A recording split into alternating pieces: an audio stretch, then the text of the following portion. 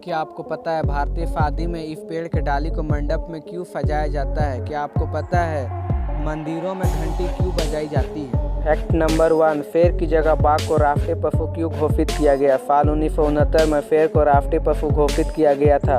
फिर आज़ादी के बाद 1972 में राष्ट्रीय पशु जगह रॉयल पार्क टाइगर को दी गई, लेकिन बातें वक्त के साथ मध्य प्रदेश, झारखंड, दिल्ली, हरियाणा और गुजरात बार सिमट गए और आज फिर गुजरात के रिखन में पाए जाते हैं। आज देश के 16 राज्यों में उपस्थित है। साल 1972 में टाइगर को राष्ट्रीय पशु घोषित किया गया। फैक्ट नंबर 2, ट्रेन के सामने आने पर ड्राइवर ट्रेन क्यों नहीं रोकता? अक्सर हम सुनते रहते हैं कि ट्रेन के आगे आकर किसी ने जान दी या फिर किसी का एक्सीडेंट हो गया।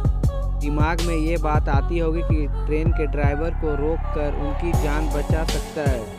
सामान्य तौर पर देखा जाए तो 100 किलोमीटर प्रति घंटे की रफ्तार में ट्रेन चलती है। यदि कोई इंसान ट्रेन के सामने अचानक आ जाता तो ड्राइवर ब्रेक नहीं मारता, क्योंकि अचानक ब्रेक मारने पर ट्रेन पलट सकता है और ड्राइवर ब्रेक मारता तो 800 से 900 मीटर दूर जाके रुकता। फैक्ट नंबर 3, क्या आपने कभी सोचा है कि शहद खराब क्यों नहीं होती? कभी गौर नहीं किया तो जरा एक बार घर में पड़ी शहद की शीशे एक्सपायरी होती ही नहीं। शुद्ध शहद में नमी के बराबर होती है, जिस वजह से जीवाणु पनप नहीं पाते।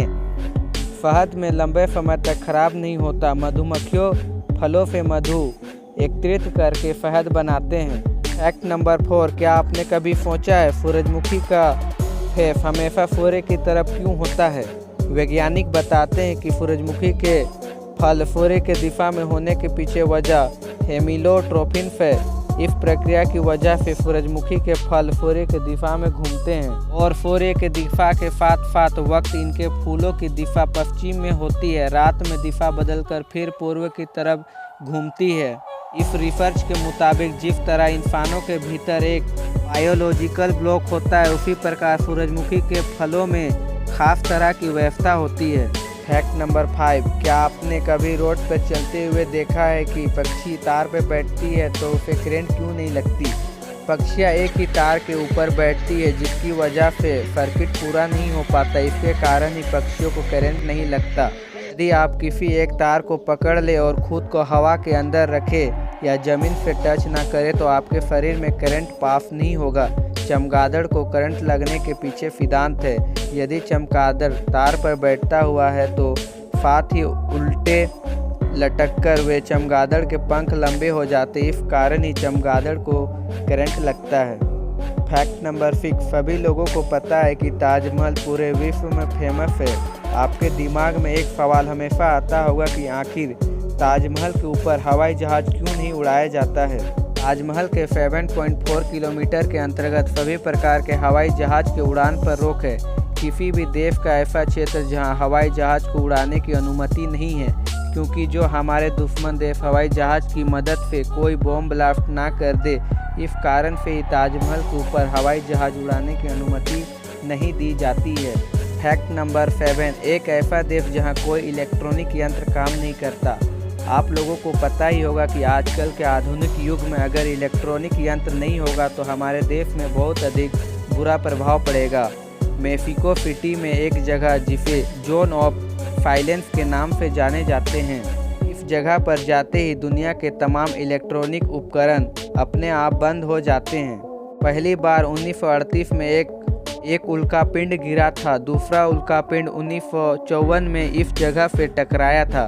जब एक तेल कंपनी यहाँ तेल का खोज किया तो पता चला कि यहाँ पर इलेक्ट्रॉनिक डिवाइस काम नहीं करता। फैक्ट नंबर 8, एक ऐसा देश जहाँ 12 दिन तक ट्रैफिक जाम था। यह सुनकर आपके होश उड़ गए होंगे। इतिहास में सबसे यादगार ट्रैफिक जाम 14 अगस्त 2010 में चाइना की सड़कों पर दिखा था, जो चीन की राजधानी बीजिंग से तिब्बत एक्सप्रेस वे थे, जहाँ जाम लगने के पीछे जो ट्रक निर्माण सामग्री को ले जा रहे थे वो बीजिंग का रास्ता को रोक दिया, जिसके बाद बीजिंग में दुनिया की सबसे बड़ा ट्रैफिक जाम लगा, जिसकी लंबाई 62 मील यानी 100 किलोमीटर तक थी। फैक्ट नंबर 9, आपने कभी न कभी मंदिर तो गए ही होंगे, पर आपने कभी सोचा है कि मंदिर में प्रवेश करते समय घंटी क्यों बजाते हैं? जब हम मंदिर में प्रवेश करते हैं तो मंदिर में मौजूद देवता की अनुमति लेने या उनका ध्यान अपनी ओर खींचने के लिए घंटी बजाते हैं। कई बार देवता सुप्तावस्था में होते हैं, ऐसे में उसे घंटी बजाकर जगाना चाहिए, उसके बाद ही पूजा प्रारंभ करनी चाहिए। फैक्ट नंबर 10, क्या आपको पता है भारतीय शादी में इस पेड़ के डाली को मंडप में क्यों सजाया जाता है? बताया जाता है कि विवाह मंडप का एक ऐसी जगह जहां दो परिवार रिश्ते बंध जाते हैं, जहां कन्यादान फेरे जैसी पवित्र पावन रस्में होती है। विवाह मंडप का एक ऐसी जगह जहां सभी 16 संस्कारों में से विवाह संस्कार पूर्व किया जाता है। हिंदू रीति से होने वाली शादी विवाह में मंडप सबसे अहम होता है।